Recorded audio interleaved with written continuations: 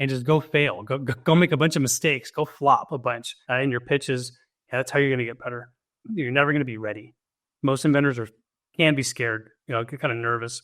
But once you file your application, your patent pending, you can talk about whatever you filed freely. So if I make a logo for someone and it's their business on the clothes that they sell, is it a one-time fee to buy the logo, or can it be a small percentage of each piece of clothing sold? If so, what percent would be fair? I represent trademark owners typically, right? And so I'm always going to say that that's the client's trademark, right? They paid for it. They should own it. Now, this is more of a state level contract question than anything else, but you can contract yourself into anything you want, right? So theoretically, you could say, well, I want 10% or 5% or 1% of every sale. I think that's going to be completely unworkable from just a business management perspective. I think it's kind of cash flow you're saying, you mean might be tough to. You have to monitor it, and you have to be more involved. And ultimately, that's probably not something that you or the other party want. My recommendation would be to kind of do what's industry standard, which is a work made for hire agreement, meaning they put up money, and in exchange, you agree to create the logo for them and transfer the rights of that logo to the third party who's purchasing it from you. That's just the cleanest way to do it. Again, it's called a work made for hire agreement, and they're pretty standard in this field of work. What is a patent registration service, and why is it important? Well, I've got a couple of things in mind. One thing in particular, this makes me think of spam. Yeah, me too. Yep. They're going to put you on some fancy Rolodex index of registered trademarks that nobody ever cares or sees. And the governing body of registered marks of the world. For $600, you'll be added to our list. It doesn't have any legal bearing. So patent registration service, I don't think is actually a thing. Right. As you can have a patent agent represent you and research, file your application for you, represent you between you and the inventor. Patent attorney certainly can represent you, give you legal opinions as well. That's what we do here at Bold. I think you got the wrong wording, perhaps. A patent registration service sounds like somebody's trying to scam you. It sounds official because it's patent registration service, capital P, R, and S, right? So it's Probably someone's trying to pull a fast one. We see those a lot on the trademark side of things. The World Trademark Protection Service, WTP, or whatever it is, whatever acronym they're using these days. Yeah, with a really fancy logo with the eagle and everything. It's the crest. Well, that's my guess. If anybody else is online, they want to do some Googling or to challenge me on that, if there is such a thing, let me know. I'm an inventor, and my patent is granted. Congratulations. How do I get funds to get my product manufactured? Really great question. Mm-hmm. I've written articles on this, fundraising, lots of different ways. I kind of like to start simple with, your own money.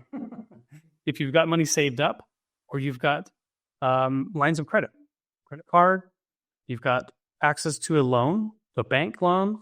Those are I know that's kind of sound boring, but those are the immediate ones. Then you can start going outside where you go to friends and family. Try to get some help. If this is something you're really passionate about, you should be able to convey that to friends and family. Dive into that bucket if you're not able to get loans or capital on your own. That's why I like the idea of keeping it close.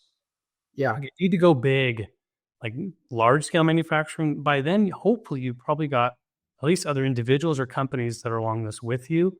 And you now have more sophisticated investors, call it seed or Series A rounds. That's when, even in the friends and family rounds, I would suggest you get with a business attorney and make sure that those contracts are drafted well, so you're set up for success in terms of ownership, what you're responsible to do, lots of different things. So how can an attorney set that up? What about inventor competitions, right? Just get your name out there. Because what he's asking, or what they're asking in this particular scenario, is so I have the patent, now what? Well, now you market, right? Now you go find the money, right? And you do that by, marketing essentially. Whether it's from mom or if it's for a company down the road, right? It's marketing. Yeah, I think you're right there. Yeah, I think what is your business plan? How do you want to sell? How do you want to make money? Because that's what this is about. Getting a patent is about getting a return on your investment of time and money, hiring professionals to get the thing done. Is your plan to start a company? Okay, that's a big lift. That's a lot of risk, potential, a lot of reward. Or is it just simply to go find a partner and license it? It's a different type of money, perhaps, to go get. If you're looking to manufacture it, if it's a small batch, keep it local. Keep it local. It's going to give you the best ability to keep things confidential, work closely with the individual human beings involved. If you go out of state, it gets more risky, and out of the country, of course, the riskiest, but probably the lowest cost. So you can kind of, like Matt said, there's lots of different forums to do pitching, pitch your product, start being able to voice it, have a clear message. You to learn how to talk about your invention a lot, what benefits are. But once you start making that product and selling it, you're going to get some very honest people giving you their opinion on what your product, how good it is, and maybe how you might want to tweak it to make it even better. Oh, exactly. How do I file for a patent on an AI ability idea? And where do I go to pitch for investors ASAP? Okay, good. So an AI ability idea. Okay. Pretty generic, but I suppose that's fine for just keeping a question out there. I think it's, first of all, you got to make sure that what you've come up with is an invention. You've been able to describe it in enough detail so that someone else in the technology that works with AI could go build it. So do you have it thought out well enough to really be able to describe it in that much detail? Okay, that's an invention. And now is it eligible for patent protection? Meaning, does it have the novelty and non-obviousness required to merit moving forward? And so conducting a really deep research on that is the first step. Now, this is a really big area. Obviously, it's everywhere. And so research can be quite expensive, to get going, to make sure you're looking at all the different prior art. So taking a look before you present publicly, filing an application first is probably what we'd recommend. Having at least a provisional application filed if we determine that this has some novel functionality in terms of what it's doing. The AI ability idea, maybe you've got a new way of transferring data, moving information, presenting it, displaying it, collecting that data in a different way.